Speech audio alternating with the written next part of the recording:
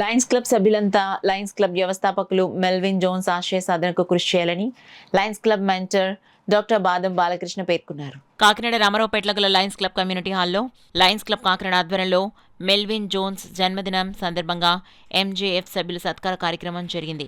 కార్యక్రమానికి club president Seemakurthi Paparao అధ్యక్షత వహించగా పాస్ట్ గవర్నర్ డాక్టర్ బాలకృష్ణ ముఖ్య అతిథిగా పాల్గొని మెల్విన్ జోన్స్ ప్రతిజ్ఞ చేయించారు. ఈ సందర్భంగా లయన్స్ క్లబ్ ఇంటర్నేషనల్ సేవలను ప్రశంసించారు.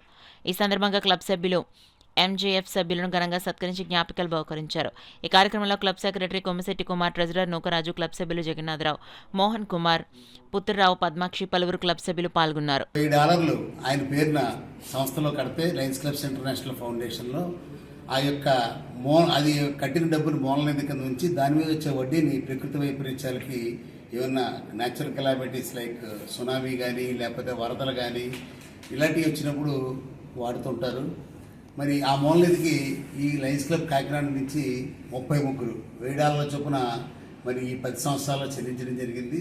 అలాగే నేను కూడా మా కుటుంబం నుంచి 15 మెల్విన్ జోన్స్ ఫెలోషిప్లు సుమారుగా ₹1 నేను కూడా చెల్లించడం జరిగింది.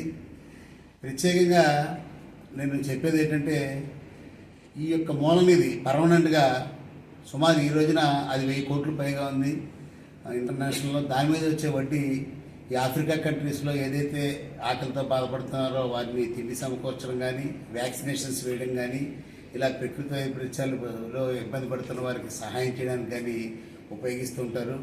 మరి ఇదంతా దృష్టిలో పెట్టుకొని లయన్స్ క్లబ్ సభ్యులు $50, $100, అలాగే $1000 కూడా ఇస్తుంటారు.